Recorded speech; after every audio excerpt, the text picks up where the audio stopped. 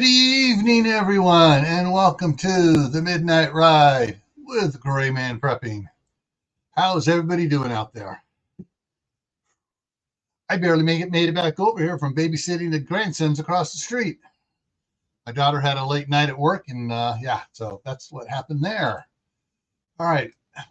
So I did get everything straightened out here, so now I'll say hi to everybody. So first one in tonight was CB at Hugo Homestead, followed by Chef Tech, and then John saying hello from Oklahoma. Mother Earth Garden Club's here. Shadow Scout Sweet is here. Going through Lewis, it's the Marshmallow Man. And Mark is here with his other channel as well, Mad Chick Acres. Walt Rogers is here. Yeah, everyone's talking about the ads they got. Phelan Clan Wolf is here. Kalen Strain is here. And Daniel Berry Sports Highlights in the house. Happy Mac is here. GGG Farms or Triple G Farms. And all right, and this I guess side chat there is talking about what of course the big news for the country. So what's been going on through the central states there, through Texas, Oklahoma, and on upwards up Tornado Alley with all the stuff going on, and especially Sulphur, Oklahoma, which got practically totally wiped out. I've seen some of the video footage.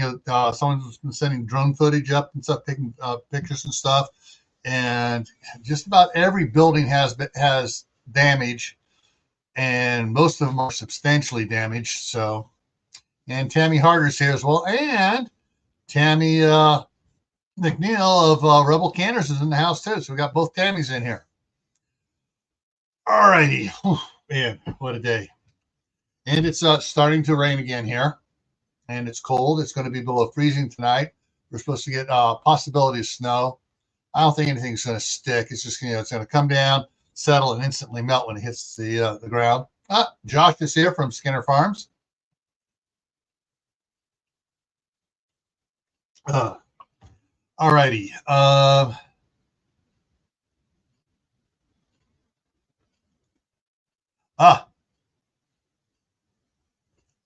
So Josh is going to be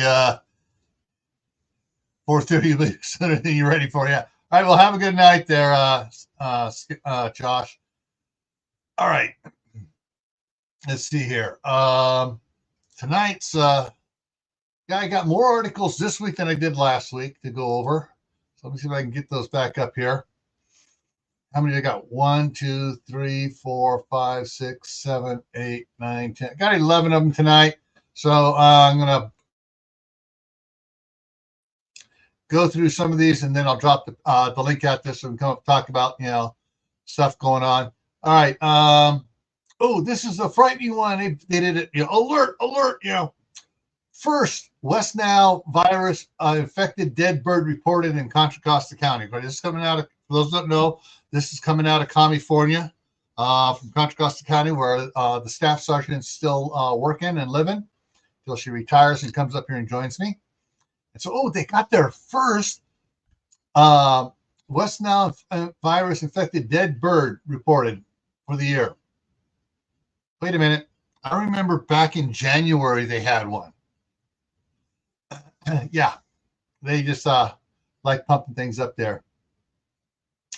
And see, California's got a new. They're testing a new bill, trying to get it through. And right now, fortunately, it's stalled in committee. It's called the Right to Clean Air and Water tested bill. And so, the state assembly is trying to get it out of it, and just about every company and committees and groups and all the Chamber of Commerces are, saying no. This is a bunch of BS. You're just throwing this in there just to so you can throw more money at something. and get your buddies making money. And yeah, so this is just one of those stupid things. They're trying to make it a constitutional amendment to the California state constitution that it's a right for everyone to have clean air and clean water. You're living in California. You got LA and the San Francisco Bay Area. You're talking about the two most smog-ridden places in the United States, practically. And you're going to try to use that to force the we got to stop all gasoline, diesel trucks, and all polluting industry and everything else. But when we're going to stop the cars and trucks, make everybody drive electrical cars, so we can take all that gasoline and make it to power the generators to charge those, because our infrastructure can't support it. The demon rats in California are totally stupid right now. Actually, they're more stupid than they have been. They're just getting stupider by the minute. All right. Next top of the line one here. This one here, when I read the article, it's the title of it is so much BS. And the title is Summer 2024 could be the hottest on record for America. And it's the See California forecast. I went through the whole story, and down at the very last of it, they talk about, okay, so Northern California is going to be cooler than normal. North Central California is going to be cooler than normal, except for September, which it may or may not be hotter than normal. Central is going to be cooler than normal, except for the last half of August and September. And Southern California, there around San Diego, is going to be cooler until August. Then it'll be hotter than normal. Summer's just about over, once you're into September there. So it's another one of these fake ones that's out there to say, oh, the climate's getting hotter than normal. Suladeen just came in, and Jay just came in. But then when the articles were coming out earlier saying that the Arctic ice is at a 20-year high. In other words, over the last 20 years, this is the highest it's been, and it's getting thicker. And they go, oh, you're just talking about one season. No, it's been getting thicker over the last several years. Yeah. Anyways, all right. Enough of the fake climate change caused by mankind. Let's see. All right. This is probably going on in your areas too, especially if you're in a blue state where the demon rats are saying, don't arrest them if they're shoplifting less than $500 or less than $1,000 worth of stuff. 88 arrested in San Francisco Bay Area retail theft ring. Yeah, they're finally getting tired of it there, and the local citizens and business owners are complaining so bad to local law enforcement. The local law enforcement is telling the great nuisance, the governor of the state, to go off, and they're going to froze. So they're going to start arresting and charging people rather than letting them go and saying, oh, it's society's reason why you're being so bad. Hey, Jeremy, Tennessee Tactical One's in the house. Brenda, Duncan 1900 Homestead's in the house. So, yeah, the citizenship in California is finally beginning to rebel against the great nuisance and his fellow demon rats. This is the next one here that they're saying, oh, no, fewer babies born in California in 2023 as birth rates slide nationwide. And here's the subheading on it. The decrease in births in California reflect a national trend which saw birth rates plummet to a historic low in 2023. No, historic low since when? 2018. Yeah, they're just the mainstream media is totally twisting facts around to freak everybody out. Of course, but the populations of California and certain other states have risen dramatically because, oh wow, they're bringing all these illegal aliens in. All right, let's see here. I'm not even going to go into that one. That's just but this one, it finally got a true one here, which is considering that. Let's see how long ago it was. I'm looking at some of these past ones here. I think it was it? No, it was 2 weeks ago. That one of the ones was no. Last week was one of the ones of California is one of the has some of the best places to that. And then back on April 5th, the other one was 18 cities among the worst places to live, worst places to save for retirement. And yeah, every now and then a true one comes out. Here's a true one. California among the most dangerous states to raise a family. Yeah, let me go into that one here. And it's going to be interesting to see what's, and the thing is, they don't list all of them. They just pin poke around some of them here. Okay, so the study was done by the Omega Law Group, whoever they are. And based on the study used FBI crime data to create matrix for violent and property crimes per 100,000 people, blah, blah, blah, blah, blah.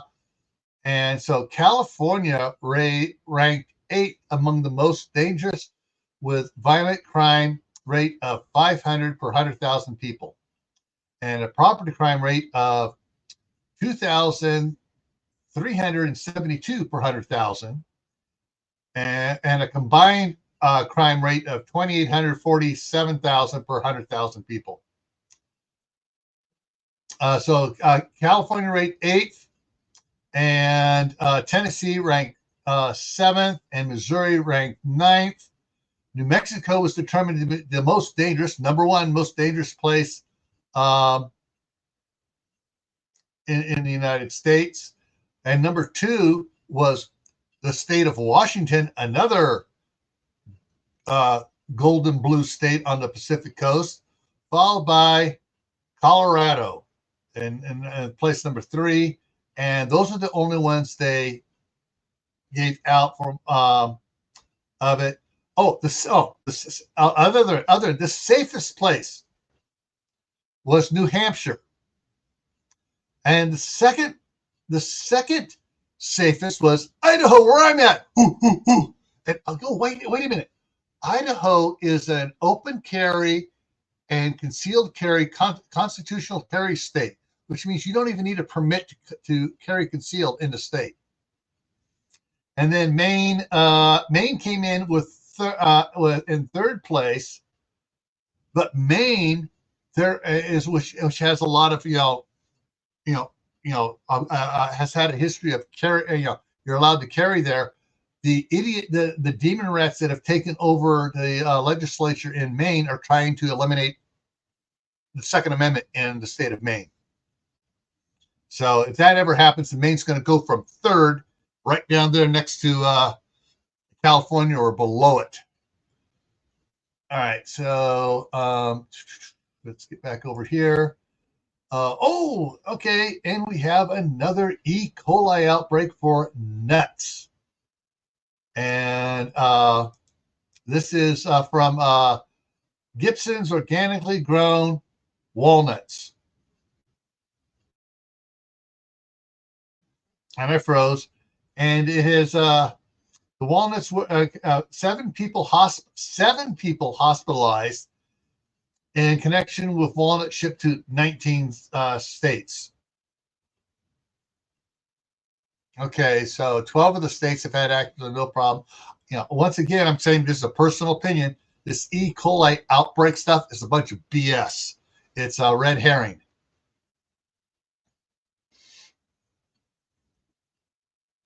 All right, and let's see here. There is one here that they're putting out a warning for the San Francisco Bay Area, but it's good for all across the United States.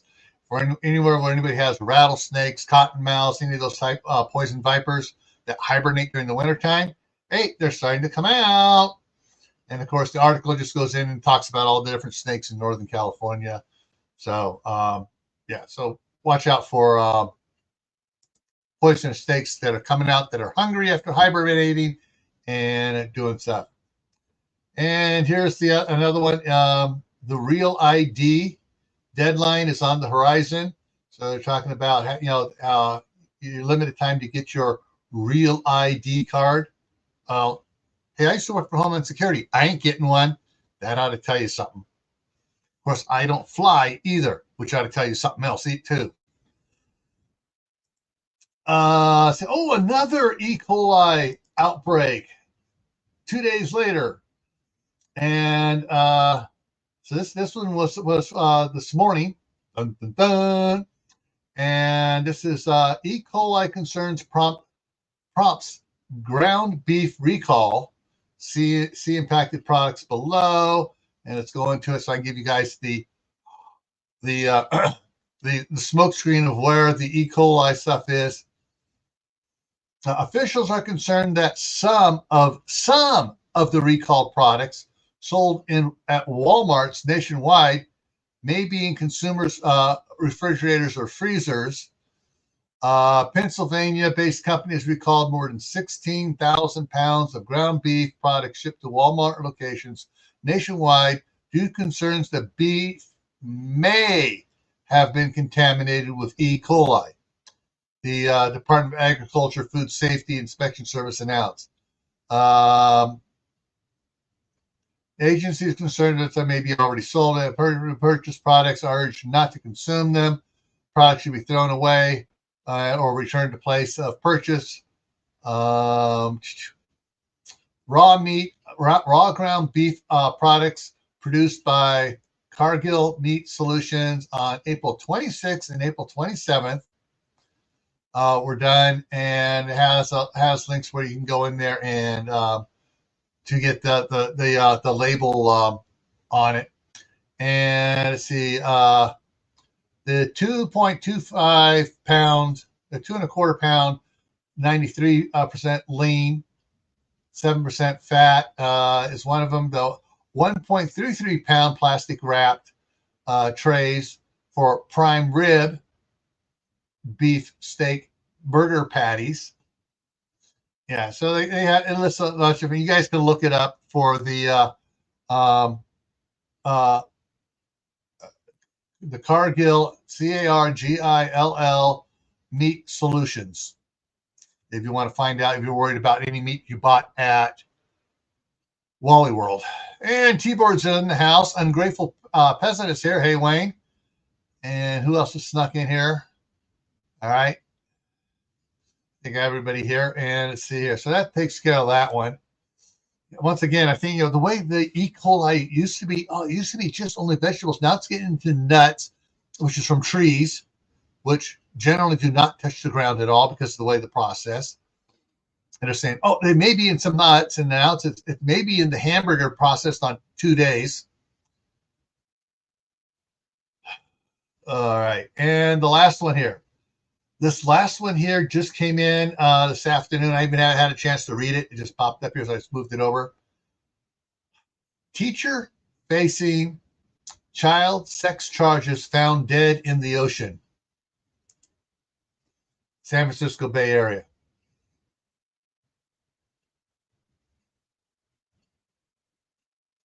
Yeah. So I guess the guy was arrested on Tuesday, went out surfing yesterday or this morning after he got out, and is dead. Sounds like he didn't want to even go to court because he was guilty. All right, let's take down to the comments here. Urban Garden Chronicles is in here now. And let's see, anybody else? Another surfer found the body out there and brought it in, Jay.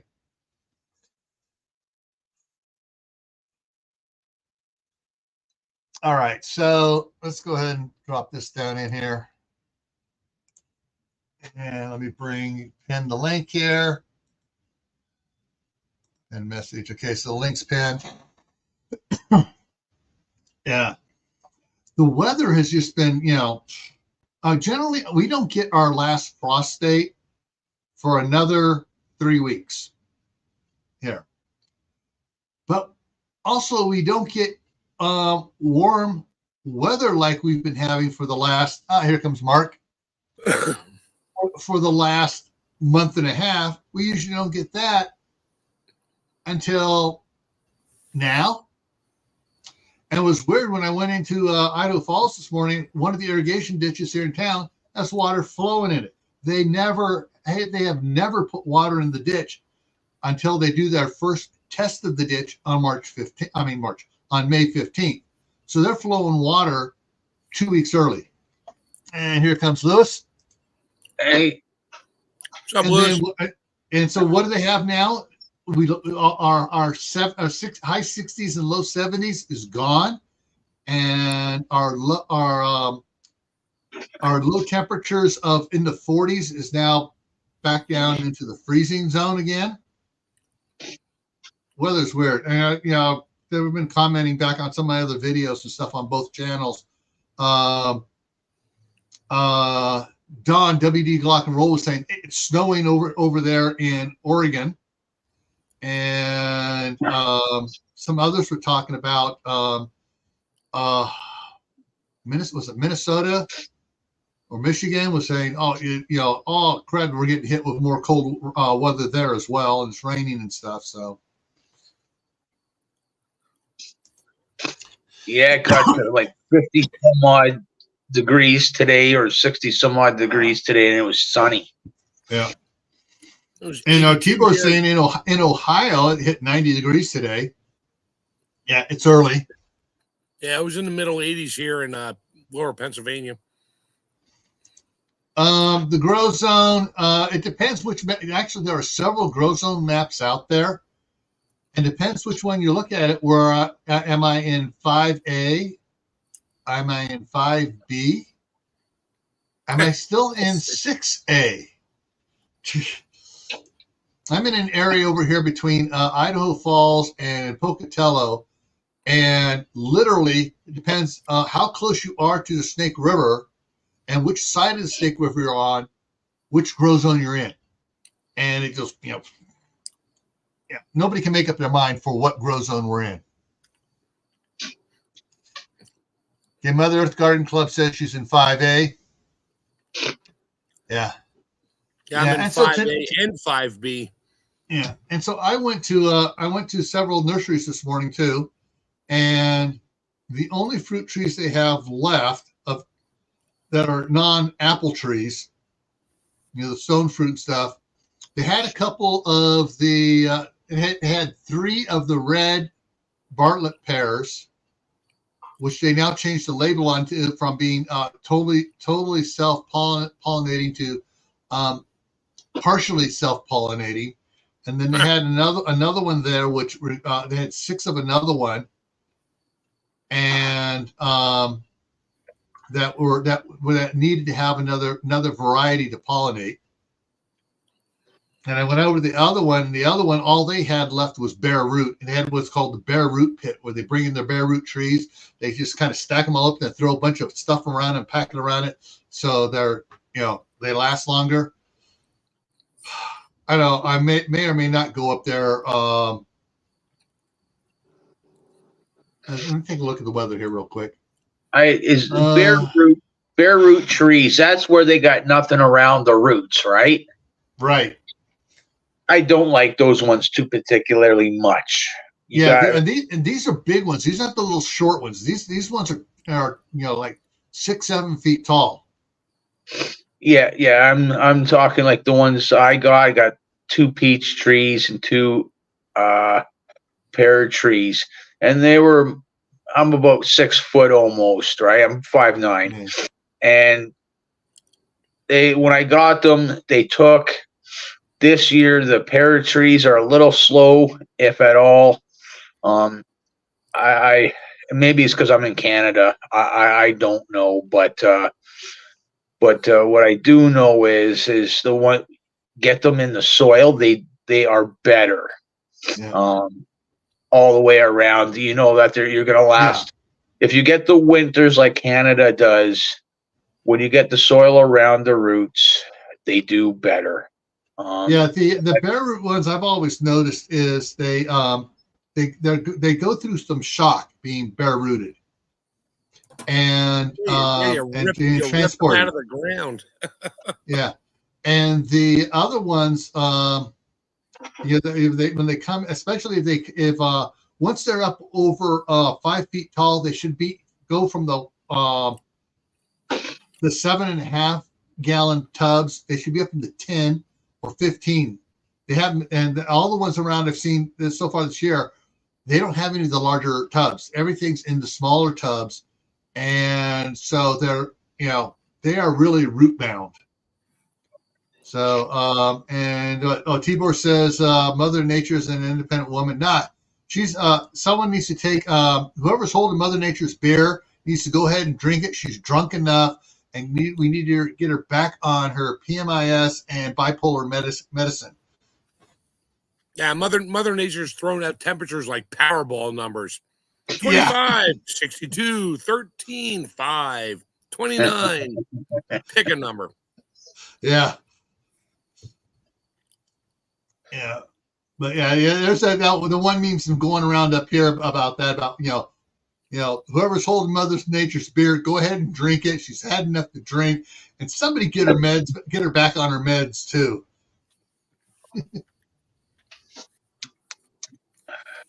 Yeah, okay, so I'm just trying to think when I did. Hang on, let me take a quick look, see if I can find it here. I did so back on the 25th, I did a video of how I was starting my seeds and stuff. I've several days ago, I had to so on the 25th is when I planted them. On the 27th, they were sprouting already. Some of them were.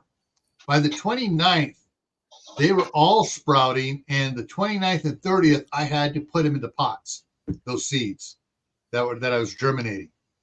And now my Wando peas are that tall already. And now some of my sunflowers, the little short stuff sunflowers, are about that tall, sticking up. The Waltham butternut finally, even though they had big old roots on them when I went ahead and stuck them in the ground, are finally in the pots, are breaking out of the pots now. So they're just that tall, just barely poking up. And some of them, all you can just see is the dirt is just bulging.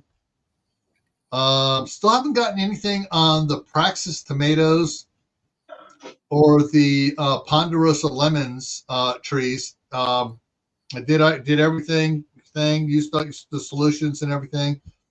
They're not popping up. The tomatoes I got from the white cherry tomatoes I got, those plants are not doing good at all. They're long, leggy. I got all the grow lights on them like I've done in previous years. The other ones, the sweet, the orange sweet sunsweet cherry tomatoes are usually little bushes. These things are just little spindly things with a couple things on it, and then the little branches keep dying off, and it grows up a couple more inches. They just, and in the same type condition. So I'm probably going to go ahead and just, they're about like that tall right now, some of them.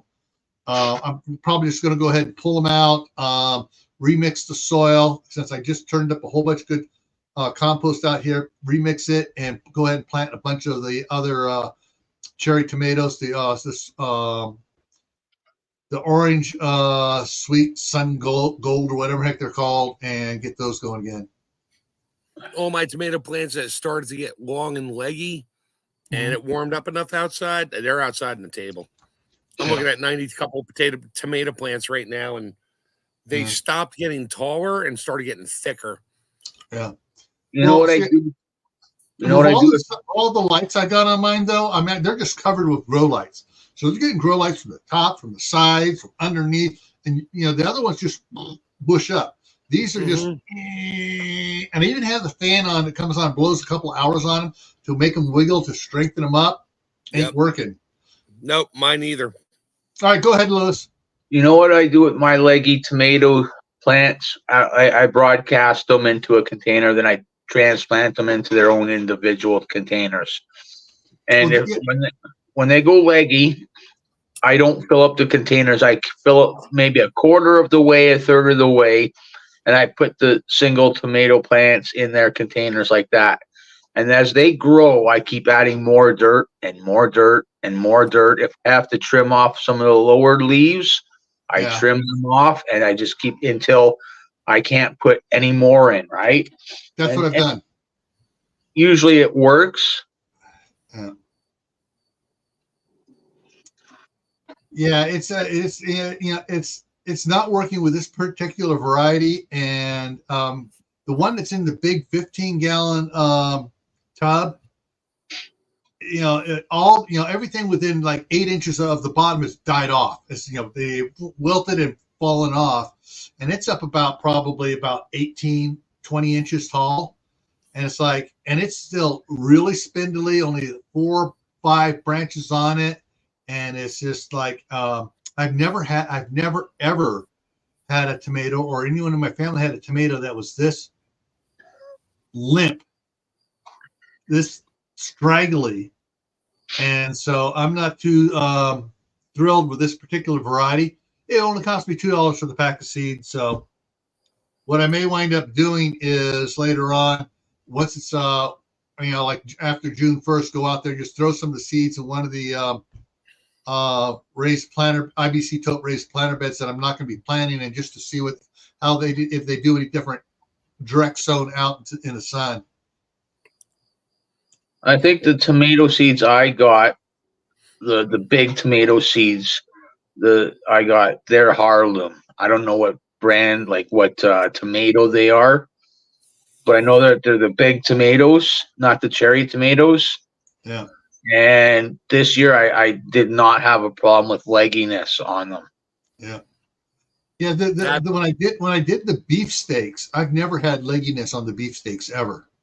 But I'm trying some other different varieties, trying to get some of the ones that are lighter in color, so they have less of that enzyme in there. That's why I was trying the white ones. I got some yellow ones I may try here when I pull these, get those going and see if those do any better. I'll put mine in the ground here, hopefully this weekend, but probably not because it's going to rain. I put them in because they're so leggy. I will drop them down I'll put them down to like 8 inches deep. Yeah. And let them root out. And then I have I made a CPVC trellis over my entire 2 foot by 24 foot long beds. And some has chicken wire on it, some doesn't. But I will run strings down, and I got those plastic clips that go around the stem, and just to hold it. And they will grow, and I will trim off the bottom leaves until I get the first tomato set. Leave the tomato set, and everything below, everything above it stays there. As soon as those tomatoes start to ripen in that, and I get the tomatoes off it, I trim that off, and every leaf above that. So I'll have these long tomato plants. They will just keep growing and growing and growing. They'll get up about 8, 10, 12 feet tall. And I run out of string, so they just lay on top of the trellis. And I'll just keep trimming them. And then I start planting my my other plants underneath it. I'll put in my parsleys and basils and that, and let them companion plant underneath because they can use the shade. But I'll start sending you pictures and that. And yes, I'll do videos, Gil. So don't start with me. Shut up. I'm not gonna. I did not say a word. I didn't laugh or make a face until you said something. Yeah, I knew you were thinking it. Anyway, I'll do it again. I've done it many years and it works great. And they just get so tall. It's like, okay, I got nowhere to go. Oh, well, lay on top up there. I get tomatoes that grow through my chicken wire, and I can't pick them because they're half a tomatoes on one side, half a tomatoes on the other side. so they get stuck in the chicken wire. Yeah, the cherry tomatoes I plant, I sometimes plant different ones, but I got Harlem's, and the year that not last summer, but the summer before, I let them grow along the ground, and wherever they touch on the ground, like in the dirt, they'll start re-rooting, and I will take a whole like a whole thing of it and just cut it, and there's going to be some loss, right? Like if you get like 6 or 8 cherry tomatoes in one spot, you might lose like 3 or 4, but you got the rest of them, right? That are more than good enough. So fun thing I do when you get those suckers that come out and you miss one coming out between the arms, I'll pluck it off, and it's already like 12, 14, 18 inches long, got more leaves on it. I'll just take my finger, and make a hole in the ground in between other tomatoes. I'll put it back in the ground because that's a whole new tomato plant. And if I do like 10 of them, I'll get like 4 tomato plants out of it. So now I got a second harvest coming after the other ones are already like 8 feet tall. These other ones are already starting to grow. I'll string them up too, and I'll get tomatoes up and through November. Yeah, when you're trying to get those suckers to or clones as they're called to root, I've yet to find anybody says exactly how much cinnamon to use, but cinnamon is a rooting agent. And then if you use a solution with for a quart of water, 1 teaspoon of Epsom salt, and the 1/8 teaspoon of a tomato, I think it's like a 218 or 215-18 fertilizer in with it. They do great. It gives them a little extra shot of rooting and stuff. I just poke. I have a green heel. I just poke a hole in the ground, stuff it in there, and cram it shut. And 40% of the time, they just grow. Like, great, I got extra tomatoes now. Yeah. On my the grow lights I have on my tomatoes in here, they're probably the ones that are above. I have them about 2 inches above, and I won't raise them up until the plants touch the grow light, and then I'll raise it up a little bit, and and then I got the grow lights underneath and on the sides as well, lighting it up. So, but I've never had any tomato like these just go.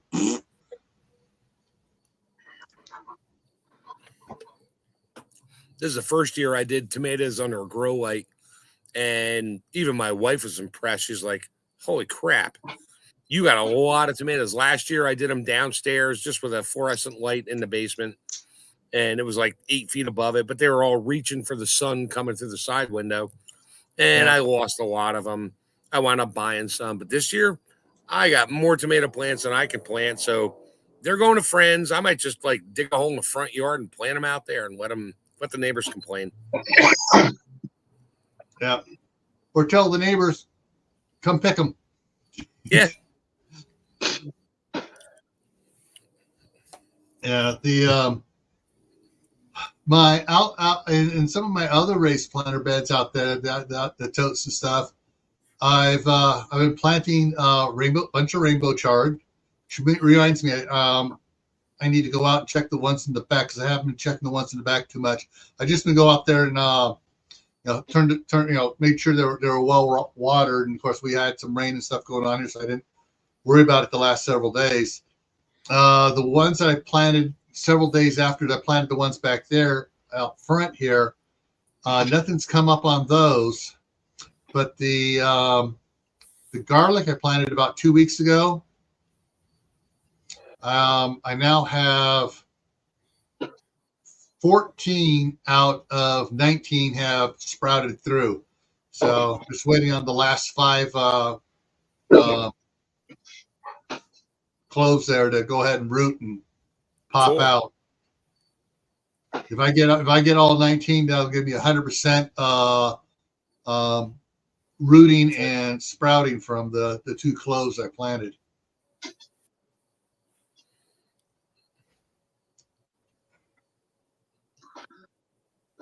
Okay, what Tammy said. Okay.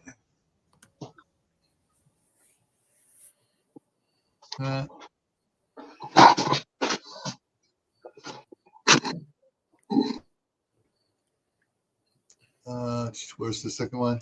And she put it in, and it was huge. Yeah.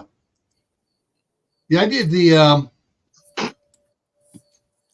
first year I was in this house here. That's summer 2021.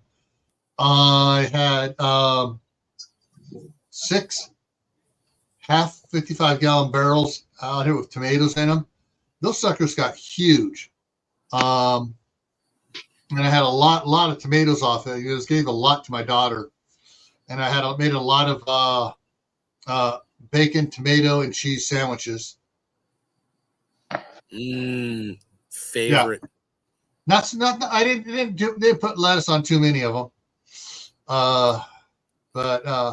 Yeah. Grilled bacon, tomato, and cheese sandwich. Oh yeah, yum. But yeah, so I'm gonna be seeing. I'm gonna be renting an excavator here, probably about near the end of the month. I got some excavator work to do here, and I just ordered 2 more yard hydrants. The Woodford yard hydrants. I'm gonna be putting another one out back, and I'm gonna relocate another one. And one of the Chinese ones I had gotten, the first ones I gotten across the street. Another one of the Chinese ones over there. One of the grandkids wanted to turn on the garden hose. Well, they turned on the yard hydrant, and they were spraying stuff around. And they turned off the sprayer, and they forgot to turn off the yard hydrant, and then we had a freeze. Well, the yard hydrant split on the top again, like the last one did, and then the wand attachment on it, which is my favorite type, split and blew out the side on that. So there's another $10 down the drain there. But I went and ordered new yard hydrants. And the yard hydrants, when I put the other ones in a couple of years ago here, the exact same yard hydrant, $60 more. Jeez. Mm-hmm. So, so I got to replace the one across the street, and then I got to put one out here by the shop on the front. And I'm relocating the one on the back of the shop to the other corner, so it's closer to the new garden area. Zip tie some of those little short metal garden flags. It's like a real thin metal thing with a red flag. Zip tie it to the handle, so when they open it up, the flag is up. Well, the thing is, though, we think you know which one it is, and that was Aiden, and so Aiden is born in 2016, so he's 7.5. No, just do that so that way you can look out there and go, okay, he left it on. Well, it's not visible from the house where this one was out by the cargo containers. And so the only reason why my daughter spotted it was one of the boys went running out to the plane. She went to try to get back in the car. We need to get off to your speech therapy, and she saw the water spraying. Ooh, yeah.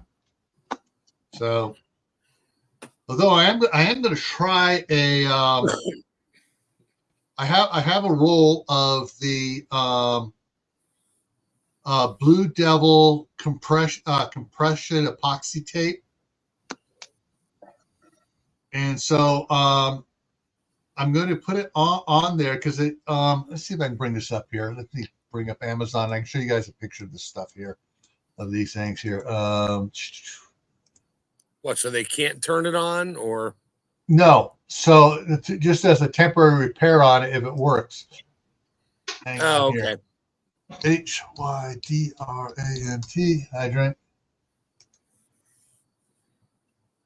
Okay, so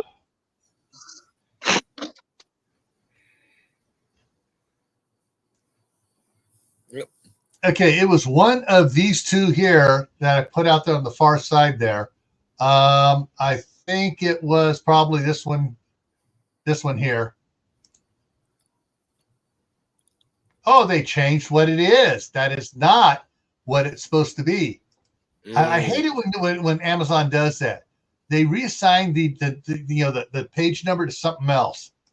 Let's check this one here. Okay, so where it's split at is from in the center of that picture there, where that brace there, from there down to that knob on the end there. That right on the top of the crown there on the seam is where it's split. And so I'll just wrap the compression tape on there so that it won't do. But that just,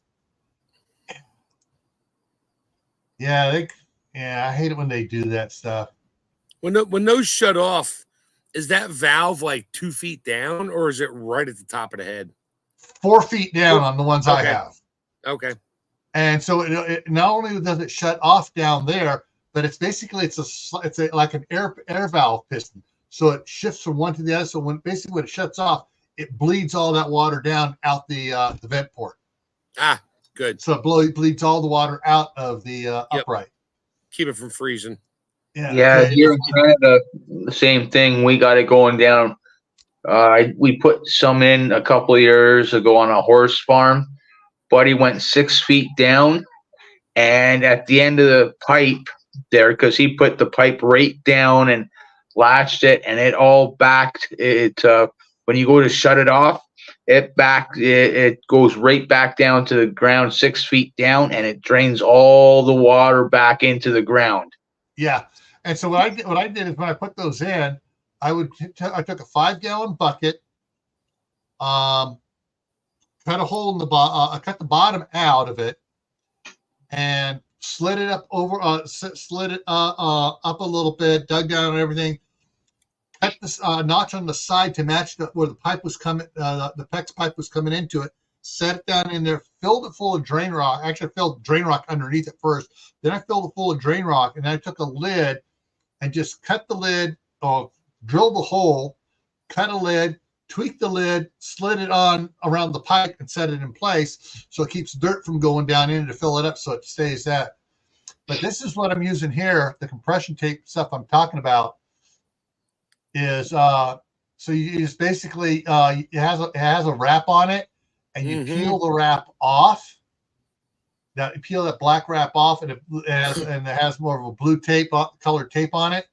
And you put it on there, you pull it as tight as you can pull it, and it causes a chemical reaction as you wrap it around. When it makes contact with itself, it's like an epoxy bond to itself. And so you just wrap from one end down to the other end, and there are videos on it showing doing it. And they take like a half-inch piece of pipe, drill a hole in it, and water spraying on it. And while it's spraying, they wrap it, and it stops the leak. So I'm going to try that on the top to see if I can save that hydrant for another year. That way next year it's now $140 each. Yeah. I already ordered the hydrants. They're coming. But it's things way things are going and stuff around here. If I can get the area on the side of the shop then which I get having the excavator coming to bury a bunch of big rocks and stuff down in there where the driveway drains to, and put in a 12-inch piece of cement pipe down in there, so I get to drain down in, so it doesn't freeze and all runs away, dissipates, and I get that all level. And if I get concrete poured this summer, I'm going to move both those cargo containers over here, unless of course my daughter and son-in-law want to buy one of the ones over there. Then they'll just buy a new one for me, and they get that one. But yeah, the other thing is what the other ones I had that I had to replace, the base went away on it, not the top. Ooh. And so those Chinese ones, either the top goes away or the bottom goes away or both. And Butch at Sandhill Homestead had to replace 3 of his, the exact same bright blue ones I had, after 1 year, because the they Chinese made. No quality control. That's why we got the Waterford ones here. Let me go back and back, back, and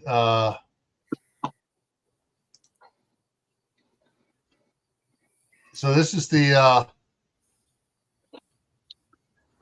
Let me bring it back up. There we go. This is the. I just ordered 2 of these here at 216. They were 157 when I got them 3 years ago or so. But yeah, so this is 84.5 inches from end to end, and this is a 48-inch burial on it. So yeah, I know up here in Canada, it's even in the last 10 years, I've seen it. Farmers have told me they've seen it. They can tell by their fields on how far the frost goes down, because sometimes at like this time of the year, or maybe a bit earlier than this time of the year, the dark spots in their fields, the frost are still coming up. And they judge it by that, right? And they've seen it go down 6 feet some years, right? You get colder, like -30, -40 kind of weather most of the winter, very little snow, right? So it's bound to go in deeper. Yeah. Well, here generally the frost level is about 24 inches. Talking before I put it there, I talked to a bunch of the old timers around and they go, yes, they said back 30 years ago we had some really bad ones and we actually got frost and froze frost down to 36 inches. So I went 48. I went 48 inches deep for the bottom of it, and not only does it 48 inches deep there, but with all the rock and stuff, drain rock I put in around it and everything else, the hole was dug down 60 inches deep. And so we're starting to pick up geothermal heat from below, a little bit of it. So the deeper you go, the warmer it gets. And so, when I was, some of the guys around here came in when I saw what I was doing, they go, they said to me, yours is never going to freeze down that low. You got to worry about making sure everyone turns them off so the top doesn't freeze. Oops. Yeah, and so that's what happened. One of the grandkids were out there screwing around with it and turned it on and didn't turn it off. And so that night it froze. If it was left on, it should have not frozen. No, it should have, because there's water up in there, but it's not flowing. Okay, I thought it was actually like still coming out, right? Oh, if it was running, it wouldn't have froze. But the thing is, though, the garden, the spigot, the sprayer on the end of the garden hose was turned off.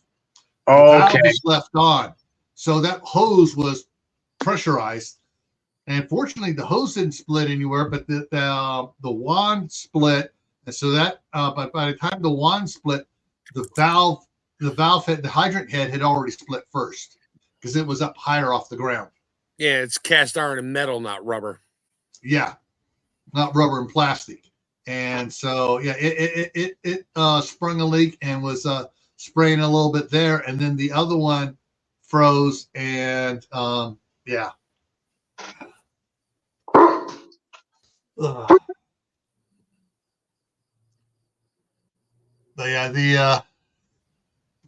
yeah, fun things with watering. Courtney and Joe, and I'm not sure if Rebel Candace was talking about that too or not. The Carrots Love Tomatoes book, but I know Courtney was really talking it up, and some of the others. Yeah, the hose was shut off, but not the hydrant. Well, the hose at the end of the hose was shut off. So the whole hose was under pressure. Yeah.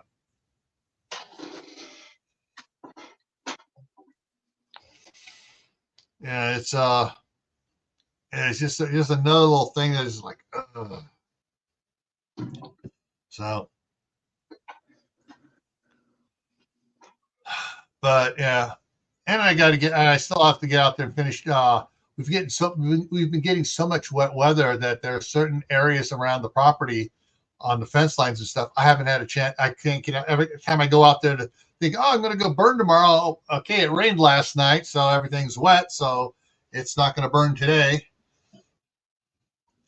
Finish getting rid of all the weeds and stuff, and then I can get out there and spray it down with the get rid of all the dead weeds, and then I can spray out everything else out there with the vinegar.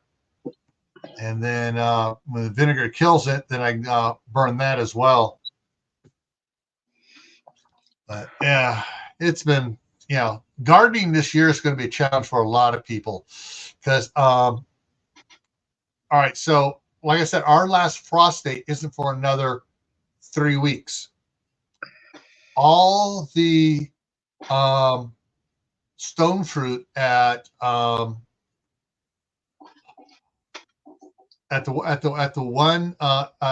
commercial nursery is gone except for nine trees.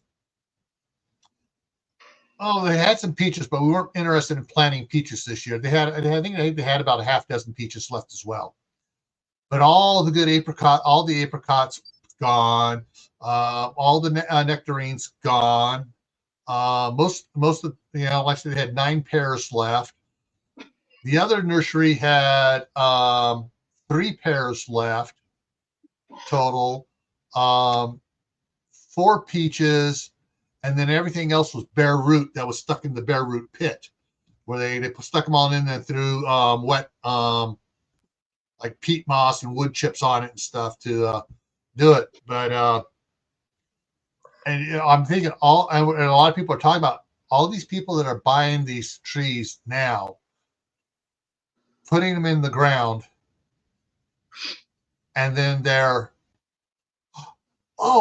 okay, they're coming up. Oh, no, they all died. They all froze because they didn't have the roots done yet. They're just like, 5 to 7 gallon pots, and everything froze again. And so, I bet that's what's going to happen for a lot of these ones that were bought. They're going to die because of the last frost date's not for another 3 weeks. Yeah, that's why That's why I don't like buying the bare roots, because they're very, very temperamental. Yeah. Yeah, I may after the last frost, they go back up to Town and Country to their bare root pit, see what's left up there. And if it's after the last frost date, if the trees are looking okay, I may grab a couple of the Chinese apricots and couple of the can't think of their name right now, of the one type of pear, not the Bartlett one, the other pear, and bring them home. And I got some 15 gallon pots, and I just go ahead and put them in there.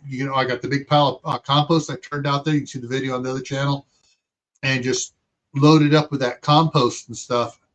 Get all loaded up and make sure that everything's taken care of, and add a little fertilizer to it, cow manure, and let them go for a year in that pot until and then keep them in the shop over winter time, and that way they'll have all the root system, so I can go out there. Actually, when I put them in the ground, they will stay standing up and not fall over. And that's one of the problems we had last year. Was it last year? All the Lombardy poplars we planted, 3 of them, the voles came in and ate the roots gone on them. So no, it wasn't that type of a pear. It was a different one. But yeah, so this year, for around all the replacement trees I planted this summer and everything else, I spread out the mole and vole stuff. Let's see if I can tell you what the guy is. Gardening pests. Hey, I made a special wish list. specifically for them, and I haven't moved it over into it. So let me go down to gardening. See if I can find it here. Specific stuff I got here for it. Oh, it got moved. Maybe I moved it to the wrong folder. Dang it.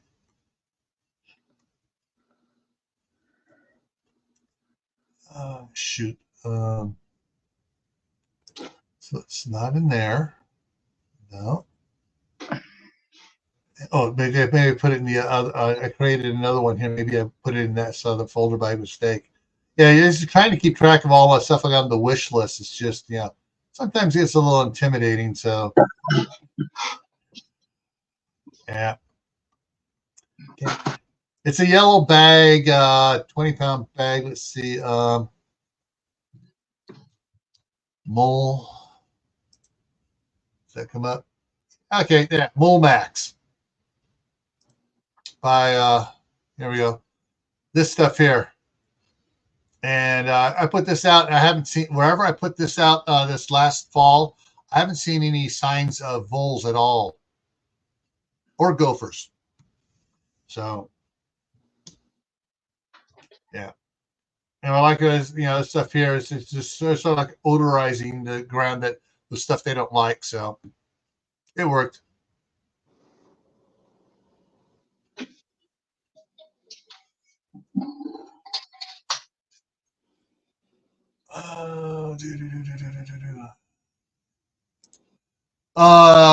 So the thing, when was that? Was that the one that was like 2 weeks ago, or 10 days ago, or is this more recent? Because I know, actually, let's go pull this. See if I can pull this up right here.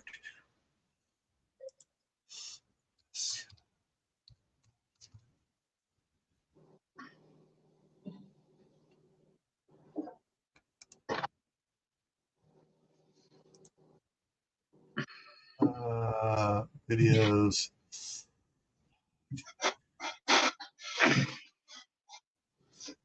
Uh, 7 days. It was more than 7 days.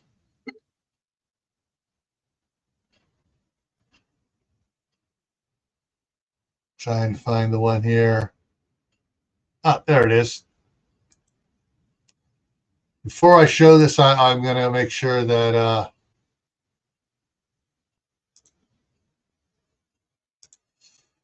let's see if I can make sure this is the one that does the has it here. Yeah. Okay. So I'm going to go ahead and just do some stills from this. This is the one. This is on the Suspicious Observers that they showing the lightning up on it. But the other one here, is this the one?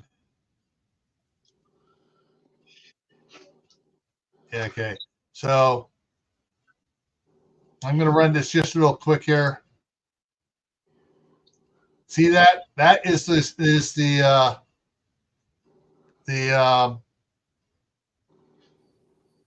sulfur dioxide release.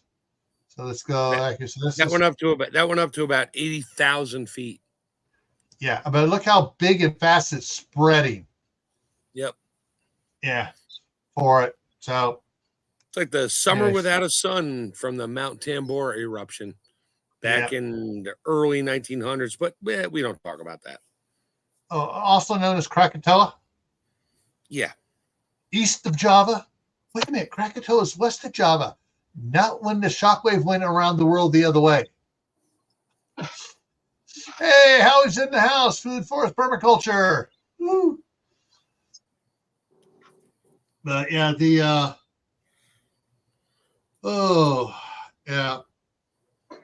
this is going to be an interesting year, garden-wise for a lot of people. And if I think just about everybody in here is growing something in the garden. How's the garden going? How many people in here are trying to grow stuff indoors even during the summertime? Not me. I usually take everything outside. Yeah, because I know I was Jack at Geeky Gardens. We were mentioning about his stuff's already, some of his stuff's already bolting. I say, is it cooler indoors?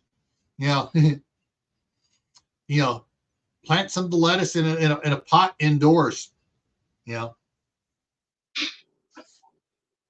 And it's like right now, the way my stuff is going in the living room, I'm shifting things around here on it. I already took one of those. I've discovered cabbage gets too big to grow indoors. So I've already taken one out and planted it outside. And once, probably in another 2 weeks, the two smaller ones I'm going to take out and plant and transplant outside. And I may wind up here in 3 weeks, 2 to 3 weeks, transplanting the cauliflower outside. We'll see how that stuff goes. But I got a lot. I mean, my Grand Rapids lettuce is just going bonkers. I mean, I've been pruning a lot of it and having a few salads myself, taking a bunch over to my daughter. The iceberg lettuce that package is not. I got and tried planting. It's not iceberg lettuce. It's a different type of lettuce. So it's a salad lettuce. It's kind of a sticking up loose leaf thing here. Gets a red edge on it, and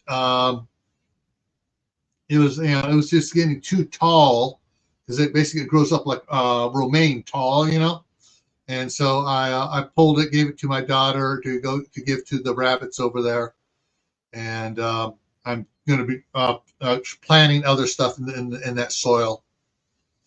But there's I'm looking at possibly doing bringing in one of the other 15-gallon pots that I have for doing some cucumbers indoors. So it did work out. I had some nice sized little cucumbers last year before last, and they were pretty good. And Joe's here. Grow Big TV is in the house. Boom. Woo. Yeah. Thing is, I believe, but I had the videos going on the other channel for the indoor garden experiment. You can see it in there. It's but it was just it just wasn't one that I wanted to try to do a iceberg head indoors to see if it would work.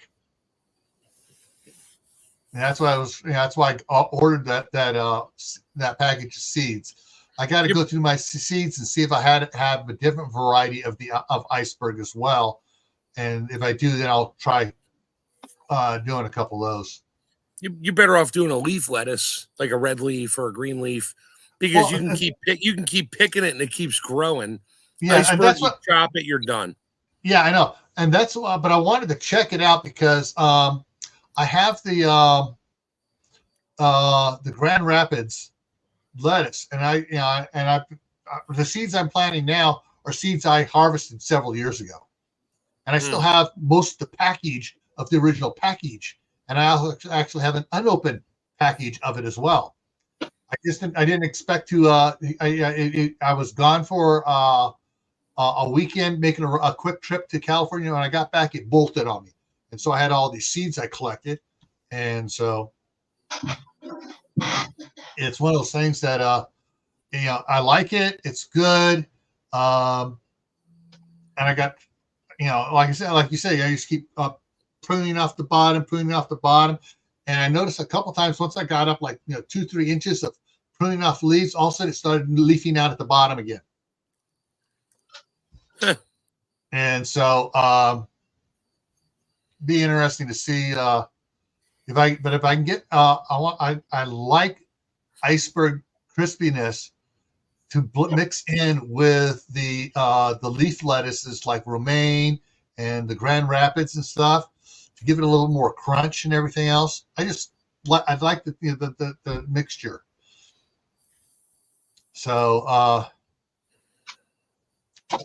yeah, it was definitely the wrong seeds that went into the packet, because this was M.I. Gardner's. I think his are inked. His packets are inked, so someone put the wrong ones in the wrong ones. But they're still good leafy lettuces, but they need to be done outdoors. They're not an indoor garden lettuce variety unless I take a couple of shelves out and adjust that thing around a little bit so I can get have more room for it to grow. Which I may do later this summer is readjust the shelves on it. Which would give me more grow height for certain things. But I am going to go put. I'm going to try some of the a different variety of cucumbers indoors this year, just to see how it goes.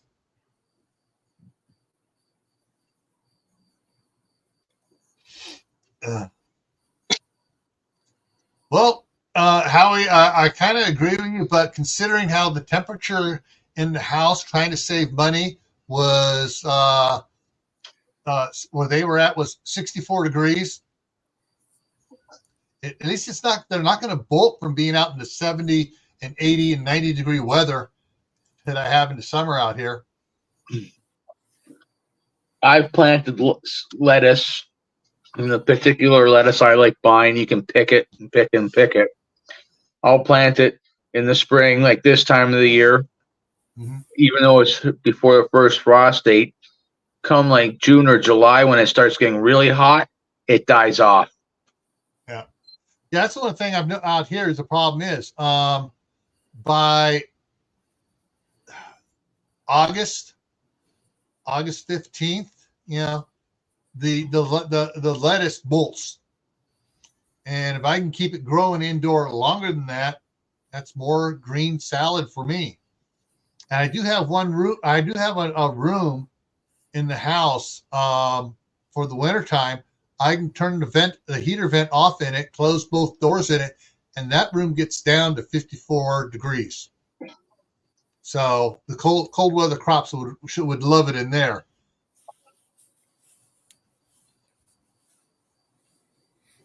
Yeah, problem with the shade cloth out here during the summertime, especially once you get into July and stuff, we get some really high winds blowing through here. So, all right, Mother. Yeah, it is. All right, it's time for me to wrap this up too. So let me get here. All right, coming up tomorrow or today, Friday on Camp Pat and Family Compound, we're talking about clothing allergies. I found out some I found out some really neat scientific information on clothing allergies to share with you guys on Camp Pat and Family Compound for Friday night on the homestead. Saturday, back here for the worst states for grid down collapse. I'm pulling some information that was listed. All right, from some of the paperwork and stuff that was listed as SSI, security sensitive information, because it involved the grid, but it's not. The parts of it, of the documents and stuff, have been declassified and stuff. So I'm pulling information from that, but I'm not sharing that because all that information is, if you know where to look, is out there in the public forum already. So that's what's coming up on Saturday. Monday on Camp Pat Family Compound is going to be what is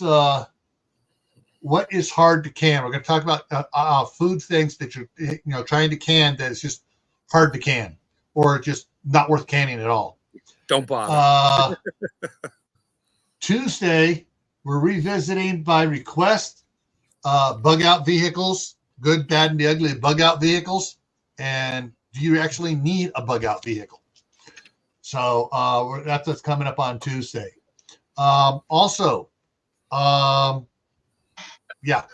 everything except for the midnight ride now starts at 8 o'clock Eastern. So I moved everything back up by request and voting on it. And so the majority wanted it moved up from 10 o'clock Eastern time to 8 o'clock Eastern time. So that's what's for my times on my all my live streams, except for, of course, the midnight ride, because it is midnight down in Rio de Janeiro. Party. All right. So thank you everyone for your comments in the side chat. Thank you, Mark and Lewis, for coming up here.